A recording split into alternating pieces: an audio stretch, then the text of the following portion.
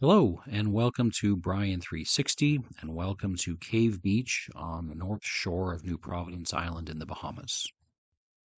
I'm conducting a bit of an experiment, and hopefully you can help me out. You are watching the flat or standard version of this video, and I'm curious to see whether people prefer this version or the 360 version, which I will post as well.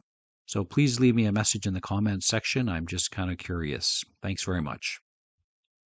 My son, who has acted as the scout for wildlife on this vacation, had called me over to see a stingray.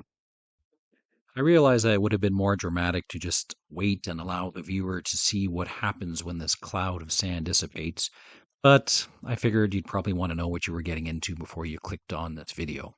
So there is a stingray in this cloud, a very large stingray. You can skip ahead to about 3:15 if you don't want the drama. I understand. We're busy. We all have things to do.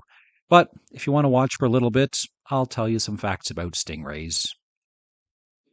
So, what type of stingray are we looking at here? I think this is a chupari stingray, also known as the Caribbean whiptail stingray. There are lots of pretty pictures online, and they seem to match up with this type of stingray.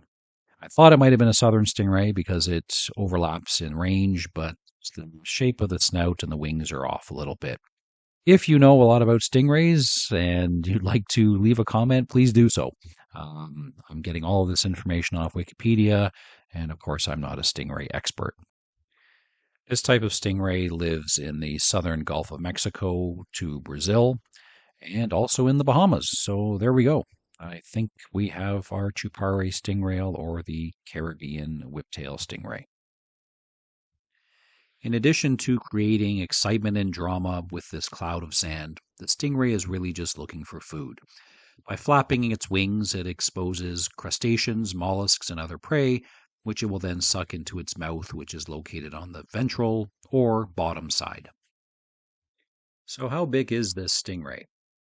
We are probably in about, I would say, 4 to 5 meters or 12 to 15 feet of water, just to give you some perspective. This species can grow to a reported disc width of about 2 meters or 6.5 feet. I don't think this one is that far off from that. I think with the tail, it's probably about 8 feet from snout to tip. So it was a pretty good size, and I was amazed. I couldn't stop recording this thing or watching it. I actually went back and recorded some more video of it. A pretty impressive animal. I didn't want to get too close because I didn't want to bother the stingray, but at the same time, to be honest, I was thinking of Steve Irwin, the crocodile hunter who was hit in the chest by a stingray and killed. I know nothing about stingrays. I'm reading from Wikipedia that this one has a single sawtooth spine located on the latter half of the tail. And the stingray is about to take off. Here we go, kids. That's just awesome. I could watch this video over and over, and I have, and I encourage you to do the same. Um, it's just beautiful how it seems so effortless, how it glides along with a few little waves of its wings. And there it goes. And it's quite fast. I mean, this one will come around, so keep watching it. It'll slowly make its turn and come back and say hello again. But later on, and when it really took off, I tried to catch up to it, and I was swimming with all I could with a pair of fins on, and I wasn't even close to it. So it does come back, as I said, and you get a bit of a closer look. At the end of the video, I will take a deep breath and dive as close to it as I can. So something to look forward to, I guess. You might notice a few times there's a bit of a rope that comes into view.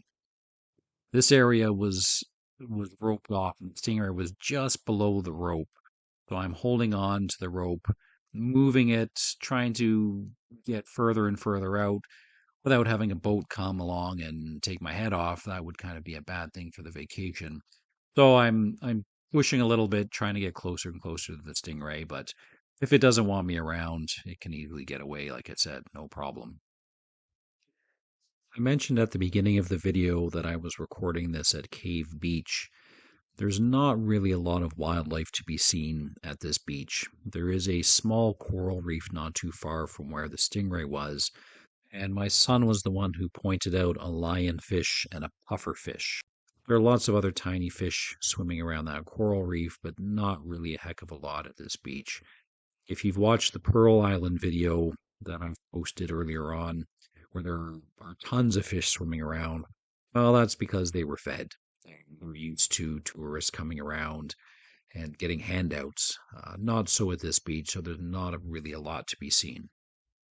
The waves are not too rough at this beach, and you can walk out a fair distance without getting too deep. Please watch my beach walk video of Cave Beach to get an idea of what the sand and water are like. All right, I've yammered on enough. Thank you very much for watching. Please give me a like, subscribe, sign up for notifications, and all that good stuff. And I'll let you watch the remaining bit of this video in peace and quiet as I attempt to get a little bit closer to the Stingray and get a better video. Thanks for watching. Take care.